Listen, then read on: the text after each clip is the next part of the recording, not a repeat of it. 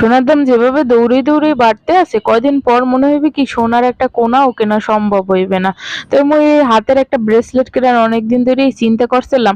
হ্যাঁ, চিন্তা করতে করতে সোনার দাম অনেক বাইরে গেছে। এখন আফসোস করতেছি আল্লাহ, তখন যদি কিনে লাইতাম। আসলে প্রথমে ভাবছিলাম কি সোনার দাম মনে হয় কমবে, যে যতবার বাড়ছে এরপর মনে হয় আর বাড়বে না।